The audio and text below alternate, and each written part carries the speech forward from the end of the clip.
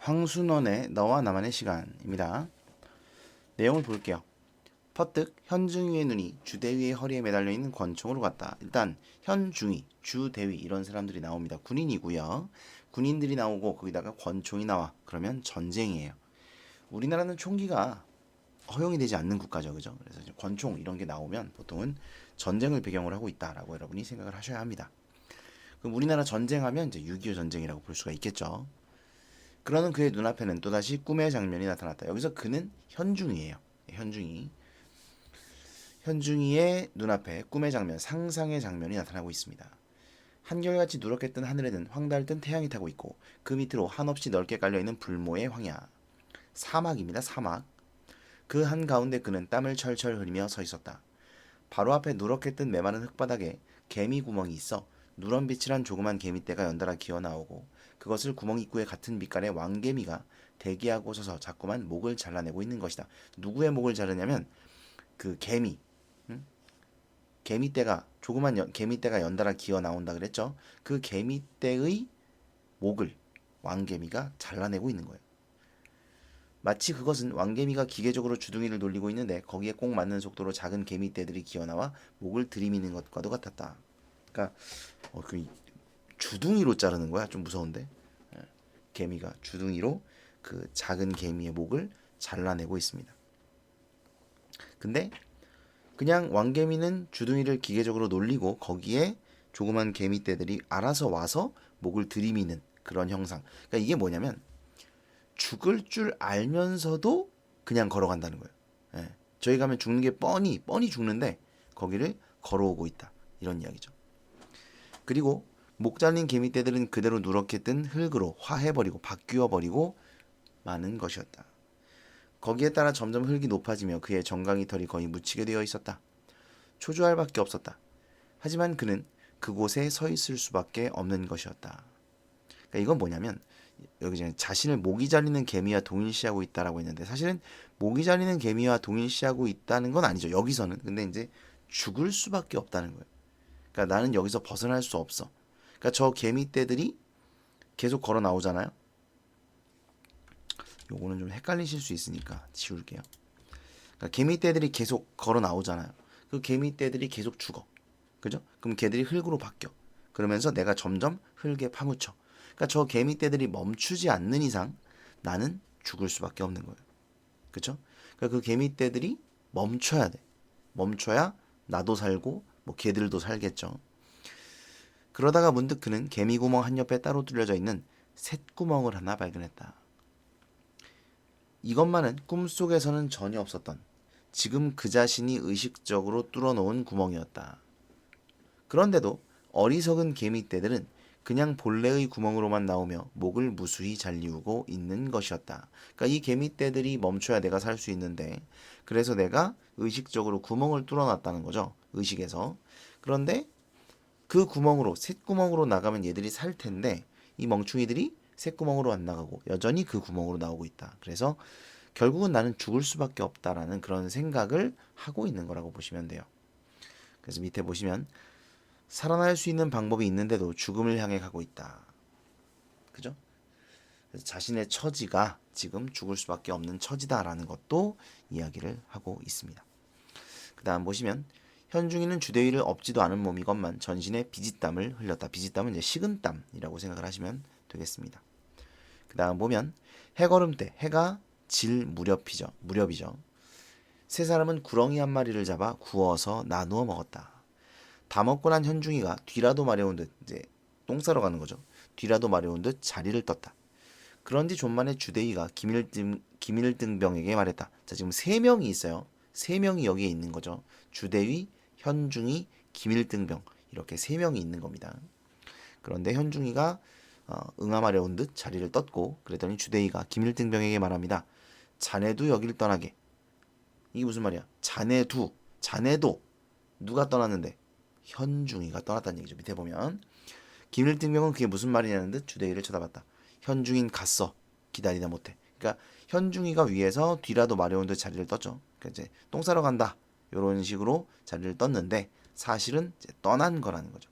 그걸 주대위는 알고 있어요. 주대위는 현중이가 떠났다고 이야기를 하고 그러면서 너도 떠나라는 거예요. 김일등병도 떠나라 라고 이야기를 합니다. 기다리다 못해 갔다뇨? 내가 자살하기를 기다리다 못해 떠났어. 사실 현중이는 돌아오지 않았다. 주대위는 김일등병의 시선을 마주 바라보기를 피하면서 자네도 어서 여기를 떠나게. 김일등병은 잠시 주춤거리다가 서산에 빗긴 붉은 노을을 한번 바라보고는 말없이 주대위에게 등을 돌려댔다. 여러분, 등을 돌려댔다라는 게 업이라는 뜻이에요. 우리가 등을 돌려댔다 그러면 업이세요 이런 뜻이거든요. 그러니까 주대위를 김일등병이 업고 가고 있다는 걸 알 수가 있고, 그죠? 그걸 봤을 때 이게 지금 주대위가 걸을 수 없는 상황이구나, 업혀서 가야 되는 상황이구나라는 걸 파악하실 수 있어야 되고, 그래서 여기 보시면 자살하길 기다리다 못해 떠났다고 했잖아요. 그러니까 이제 주대위가 지금 다리가 불편해요. 다리를 다쳤죠. 다리를 다쳐가지고 걸을 수가 없는 상황인 거죠. 보통 그러면 자살을 하거나 아니면 사실 동료가 죽여요. 동료가 얘를 죽이고 갑니다. 그러니까 이제 보통 먼저 부상을 입은 사람이 말을 하죠. 날 죽이고 가라. 왜? 이대로 가면 다 잡히니까. 예. 다리가 다쳤기 때문에 뭐 팔을 다친 것도 아니고 다리를 다쳤잖아. 걸을 수가 없잖아. 그러니까 다리를 다쳤는데 걸을 수가 없는데 얘를 업고서 탈출을 한다. 이건 어려운 일이거든요. 그래서 나를 그냥 쏘고 가라. 아니면 뭐 자결을 하거나 그렇게 합니다. 그런데 주대위는 이제 자결하지 않았고 뭐 자기를 쏘고 가라고 하지도 않았고, 그러니까 이제 현중이는 지금 사실 주대위가 자결을 해줘야 되는데라고 속으로 이제 생각을 했던 거죠. 왜냐면 그래야 살 수 있으니까. 근데 주대위는 그럴 생각이 없어 보이니까 현중이는 그냥 혼자 떠나버린 거예요. 그리고 이제 주대위는 그걸 알고 김일등병에게도 너도 가라는 거예요. 왜? 나랑 같이 있으면 너도 죽을 테니까 그냥 가. 뭐 이렇게 이야기를 하는 겁니다. 그런데 김일등병은 떠나지 않고 지금 주대위에게 등을 돌려댔다는 건 어필하는 거죠. 그래서 같이 가자라고 그런 행동을 이제 보이고 있어요. 그다음 보시면 혼자 없고 걷는 길이라 도무지 앞으로 나아가지가 않았다. 조금 가서 쉬고 조금 가서는 쉬고 했다. 하루 종일 걸은 것이 십리길도 못 되었다. 그동안 두 사람은 산개구리 몇 마리를 잡아 날로 먹었을 뿐이었다. 날로 어떻게 먹지? 뭐 살려고 먹는 거겠죠. 네. 그다음 보시면 김일등병의 무릎은 굽어지고 허리는 앞으로 숙여져 거의 기는 신용이었다. 주대위는 김일등병의 허리가 앞으로 숙이는 각도에 따라 그만큼 자기의 생에 대한 희망도 꺾여 들어감을 느껴야만 했다. 저녁 때쯤 어느 능선을 돌아가느라니까 앞에서 까마귀 한 마리가 펄럭하고 날아올랐다. 보통 이제 까마귀가 나오면 시체가 있다. 이제 까마귀가 이제 그런 시체들을 먹고 그 시체 냄새를 맡고 몰려드는 그런 습성이 있어요. 그래가지고 까마귀가 날아올랐죠. 깎은 듯한 낭떠러지가 놓여 있었고 발길을 돌리며 김일등병은 무심코 아래를 내려다보았는데 거기에 까마귀 두세 마리가 앉아 무엇인가 열심히 쪼고 있었다. 사람의 시체였다. 그리고 첫눈에 그것은 현중이의 시체라는 걸 알 수 있었다. 아까 현중이가 떠났는데 그 현중이가 여기에서 죽어 있는 겁니다. 어제 저녁 두 사람을 버리고 떠났을 때와 똑같이 위는 셔츠바람이요 아래는 군복 바지에 군화를 신고 있었다. 까마귀란 놈이 시체 얼굴에부터 무엇인가 쪼고 있는 것이었다. 그러다가 이쪽을 보고는 날아갈 기미를 보이다가도 그저 까욱까욱 몇 번을 뿐 다시 쪼기를 계속하는 것이었다. 시체의 얼굴에는 이미 눈알은 없어져 떼꾸나니 검은 구멍이 나 있었다. 현중이가의 비극적인 죽음. 두 사람은 이쪽으로 와 아무데나 쓰러지듯 들어 누웠다. 현중이의 시체를 보자 마지막 남았던 기운마저 빠져버리고 만 것이었다. 결국 우리도 죽겠구나 이런 생각을 하고 있습니다. 절망적인 상황이죠. 거기다가 주대인은 다리를 다쳤고 그래서 이제 제대로 걸을 수도 없고 얘를 업고서 그 먼 길을 탈출해 나간다는 게 거의 불가능한 일이죠, 사실. 거기다가 이제 현중이가 죽은 것을 보니까 더더욱 그 죽음이라는 것이 와닿는 거죠. 그다음 보시면 잠시 후 김일등병은 무엇을 생각했는지 일어나 허청거리며 벼랑 쪽으로 가더니 돌을 집어던지기 시작했다. 그때마다 까마귀가 펄럭하고 시체를 떠나는 것이었으나 곧 못마땅한 듯이 까욱까욱하며 다시 내려앉는 것이었다. 김일등병은 도로와 쓰러지듯 드러누워버렸다. 옆에 누워있는 주대위를 돌아다보았다. 그는 눈을 감은 채 번듯이 누워있었다. 자, 여기서는 지금 현중이의 내면이 제시가 되고 있었는데 여기는 김일등병의 내면이 드러납니다. 그러니까 전지적 작가 시점이라는 걸 알 수 있죠. 전지적 작가 시점이기 때문에 서술자가 작품 밖에 위치하고 작품 밖의 서술자가 모든 인물의 내면을 서술할 수 있는 거죠.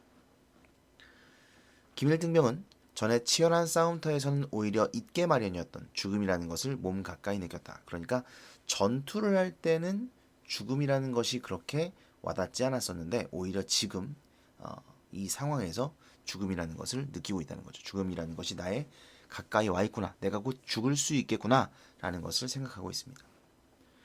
내일쯤은 까마귀가 자기네의 눈알도 파먹으리라. 그러니까 내일이면 우리도 죽을 것이다. 그러자 그는 옆에 누워있는 주대위가 먼저 죽어 까마귀에게 눈알을 파먹 키우는 걸 보는 이보다 차라리 자기 편이 먼저 죽어 모든 것을 모르고 지나가기를 바랐다. 그러니까 너무 비참한 장면이니까 주대위가 먼저 죽어서 걔가 이제 시체를 쪼이는 걸 보는 것보다는 차라리 그 꼴을 보느니 내가 먼저 죽는 게 낫겠다. 이런 생각을 하고 있죠. 그는 문득 울고 싶어졌다. 그러나 그럴 기운조차 지금 그에겐 없었다. 그래서 김일등명의 내면, 절망적인 내면이 드러나고 있습니다. 저도 모르게 혼곤히 잠속에 끌려 들어갔던 김일등병은 주대위가 무어라 부르는 소리에 눈을 떴다. 잠이 들었던 거죠. 하늘에 별이 총총 나 있었다. 시간의 경과를 나타냅니다. 밤이 되었다. 저 소리를 좀 듣게. 주대위가 누운 채 쇠진한 모간의 소리로 포소리일세, 대포소리를 말하는 거예요. 대포소리.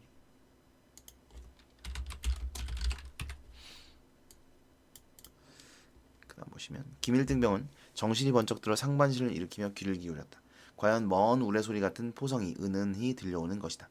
어느 편 포입니까? 아니 이걸 물으면 아나? 예, 알아요. 주대위는 압니다. 그 다음 보면 아군의 포야 155mm에. 그러니까 이제 이게 나중에 군대 가보시면 알겠지만 무기들이 달라요. 그 주로 사용하는 무기, 북한군이 쓰는 무기와 우리 국군이 쓰는 무기가 다르고 그게 이제 그 뭐라 그러지? 포신의 지름에 따라 몇 미리, 몇 미리 포, 뭐 122mm 포, 155mm 포, 뭐 200mm 포 이런 식으로 부릅니다. 근데 이제 주대위는 이게 보시면 아시겠지만 귀가 굉장히 발달해 있어요. 청각이. 그래서 포소리만 듣고도 그게 어떤 폰지를 바로 알아맞춥니다. 밑에 보면 이 주대위의 감별이면 틀림없는 것이다. 그러니까 그 정도로 신뢰를 받고 있을 정도로 뛰어난 청력을 지니고 있다는 겁니다. 그래서 얼마나 먼 거리냐고 물으려는데 주대위 편에서 그렇지만 너무 멀어. 40리는 실이 되겠어. 충분히 40리다. 40리면 여러분 16km고 16km면 어느 정도냐? 강북에서 강남까지가 16km 정도 될 거예요. 그거 조금 더 되나? 강북에서 한 양재까지 그 정도가 한 16km 정도 되는데 그러면 굉장히 멉니다.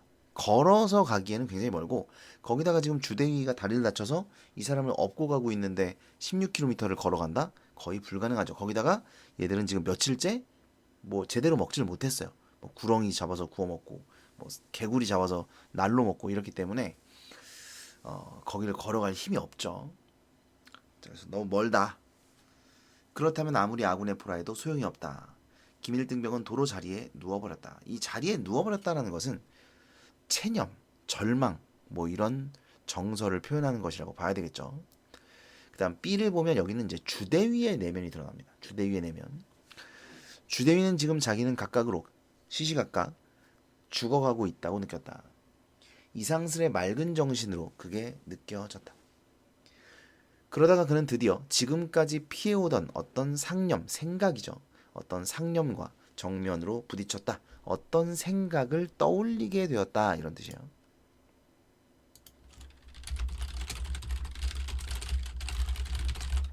어떤 생각을 떠올리게 되었다. 그것은 권총을 사용해야 한다는 생각이었다. 자살을 해야겠다. 자결을 해야겠다는 겁니다. 왜?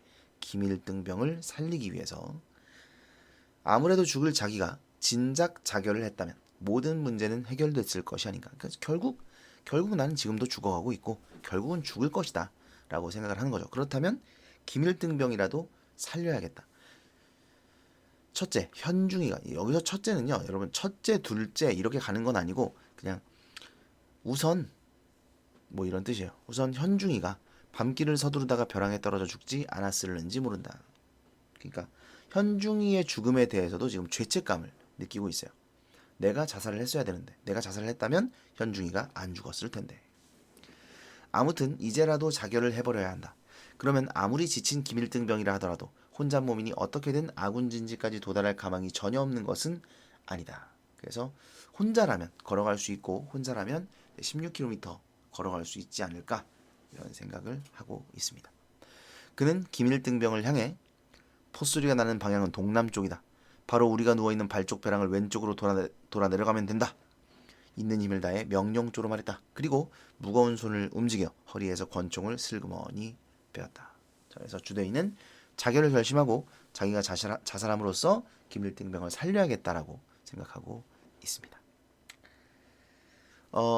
그런데 여러분, 이 그 문제를 보면 뒤에 3번 문제인가 보면 보기가 나와 있고, 그 보기를 보면 이제 실존주의에 대한 이야기가 나와 있어요. 그래서 여기서 주대위가 자신이 죽더라도 김일등병을 살려야겠다라는 이런 생명에 대한 어떤 존엄, 이런 이 상황에서 내가 할 수 있는 최선을 다해야겠다. 그리고 최선을 다해서 살아남아야겠다. 최선을 다해 살아야겠다. 살려야겠다. 뭐 이런 생각, 이것이 실존주의 휴머니즘이다 라는 것을 3번 그 보기에서 이야기를 하고 있습니다. 자, 뒷부분 중략 이후에서 어떤 내용이 나오냐면, 이제 권총을 빼었다. 여러분, 이거는 이제 자결을 하기 위해서 뺀 거죠. 근데 자결을 하려고 했는데 갑자기 개소리가 들려요. 개소리가. 자살하려던 주대인은 개소리가 들리는 것을 듣고 사람이 사는 민가가 있다는 것을 알게 됩니다. 민가. 그래서 그 민가로 가면 이제 먹을 것도 있을 거고, 몸도 좀 쉴 수 있을 테니까 살아남을 수 있을 거라고 생각을 합니다. 그래서 이 김일등병을 불러요. 김일등병을 불러가지고 개소리가 들린다고 얘기를 했더니 김일등병이 자기 귀에는 안 들리거든. 청각이 발달하지 않았으니까 이분은. 그래서 자기 귀에 안 들린다 그랬더니 안 들린다 그러면서 들어 누워버립니다. 삶의 의지를 이제 잃게 되는 거죠. 김일등병이 잃고 있어요. 계속 들어 누워 있어. 거기다가 이제 주대위가 권총을 들이밉니다. 김일등병에게 총을 겨누고 자기의 말에 따라서 걷게 해요. 나를 업어라, 빨리 업어. 그러면서 뭐 앞으로 걸어, 왼쪽으로 걸어, 오른쪽으로 내려가, 뭐 이러면서 이제 지시를 하는 거예요. 그 엎혀가지고 총을 머리에 대고. 그러니까 김일등병은 이제 주대위가 안 그래도 상급자인데 얘가 총을 대고 막 하니까 무섭잖아. 그래서 이제 말을 듣죠. 그래가지고 죽을 힘을 다해서 걸어갑니다. 업고 막 걸어가요. 그리고 결국은 그 개소리가 들릴 정도로 그 개를 눈앞에 이제 보게 돼요. 결국 민가에 도착을 하게 되고, 그러면서 주대위는 털썩 쓰러지게 된다. 이 털썩 쓰러지게 된다를 어떻게 해석해야 되는지는 알 수가 없어요. 그게 끝이라서 아마 죽음이지 않을까. 주대위가 뭐 그냥 지쳐서 떨어졌다 이렇게 해석하기보다는 죽은 것이 아니겠는가, 뭐 이렇게 해석을 하는 게 좀 더 자연스럽다는 게 저의 생각인데, 이건 확실하진 않아요. 나와 있지 않기 때문에. 어쨌든 주대위가 자신의 생명을 걸고 김일등병을 살리려고 했다는 것, 그것 휴머니즘, 실존주의라는 거, 이 부분을 알아두시면 되겠습니다. 문제를 한번 풀어보시고요. 그 다음에 이 제목의 의미를 보면요, 너와 나만의 시간이잖아요. 너와 나는 이제 주대위와 그 김일등병을 이야기한다고 볼 수가 있는데, 존재 본연의 모습이 드러나는 시간, 뭐 이렇게 해석을 합니다. 그러니까 너라는 존재, 그리고 나라는 존재의 본연의 모습이 드러나는 시간. 그러니까 사람이 극한의 상황이 되면 본성이 드러날 수밖에 없거든요. 극한의 상황이 되면. 그래서 이제 남을 죽이고 내가 살려고 하는 것, 뭐 이건 인간의 본성입니다. 살아야겠다는 본성. 어쩔 수 없는 거죠. 근데 이제 여기서는 주대위가 김일등병을 살리고자 하죠. 자기 죽더라도.